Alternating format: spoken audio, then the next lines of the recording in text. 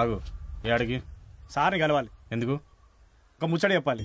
ముచ్చట్లు వినేంత టైం లేదు మా సార్కి. ఆయన కేసు విషయంలో చాలా బిజీగా ఉన్నారు. నేనేం గాలి ముచ్చట్లు చెప్పని పోతలేను, ముఖ్యమైన ముచ్చట చెప్పని పోతున్నా. 2 నిమిషాలు ఓని రాదే? రాదు. అరే 2 నిమిషాలు ఓని రాదే? రాదు. ఆగు, ఇన్వెస్టిగేషన్లో చాలా బిజీగా ఉన్నారు, డిస్టర్బ్ చేయొద్దు.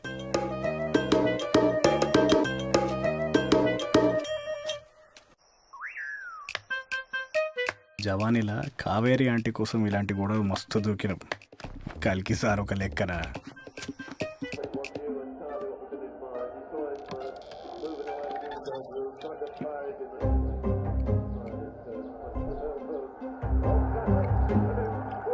ఇన్వెస్టిగేషన్ చేయడం అంటే మందావుతూ కామెంటరీ వింటామా?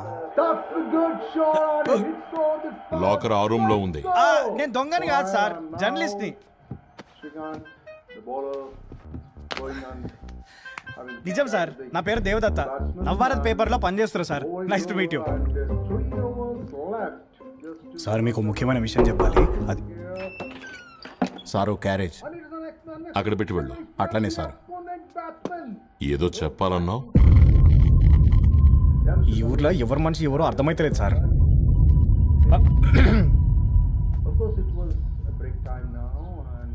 నిన్నైతే పెరుమాళ్ళ మంచి చేతులకించి ఆల్మోస్ట్ సచ్చి బతికినాడు సార్. సార్ శేఖర్ బాబుని ఎవరు చంపారో నాకు తెలుసు సార్.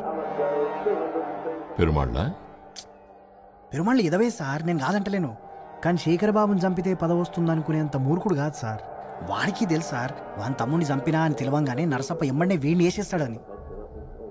మరి ఇంకెవరు చంపారు సార్? శేఖర్ బాబుని ఎవరు చంపారంటే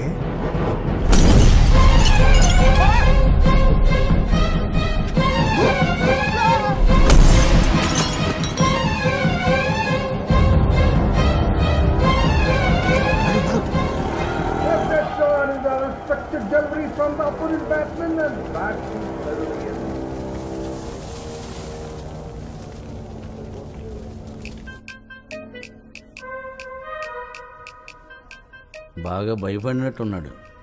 ఓ గంటలో సృహ వస్తుంది, లేచాక కొబ్బరి నీళ్ళు తాగించండి.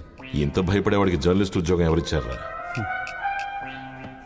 సరే, నువ్వు దగ్గరుండి చూసుకో. Okay sir. మీకు దెబ్బ తగిలినట్టుంది. చిన్న దెబ్బే doctor. Nurse, TT injection ready చేయి. Okay sir.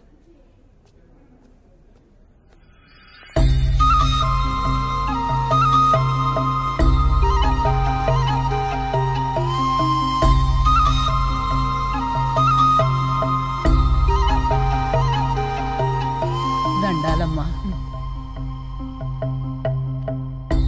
ఇప్పుడు ఎలా ఉంది? మంచిగుండడమ్మా, కోలుకుంటుండు. అంతా మీ దయ. నాదే ఉంది, సమయానికి తీసుకొచ్చారు. గా పోలీస్ ఆయనకి మొక్కాలి. యాడ్నించొచ్చిండో ఏమో తెలవదు గాని దేవుళ్ళు ఎక్కొచ్చిండు. ఆయన రాకపోతే నా మనవడు నాకు దక్కేటోడు కాదు. అసలేమైంది? పొద్దున్న అంబులెన్స్కి దారిచ్చింది మీరేనా? అడవి ప్రాంతంలో ఉండే ఈ ఊళ్ళో జంతువుల వల్ల జరిగే ప్రమాదాల కంటే మనుషుల వల్ల జరిగే ప్రమాదాలే ఎక్కువగా ఉంటాయి. జర జాగ్రత్తగా ఉండుండ్రి. నరసప్పుండగా సప్పుడు చేయటానికే భయపడేటోళ్ళం. అసోంటిది నరసప్పకే ఎదురెళ్ళిండు. అగో అమ్మా, ఆదోరే.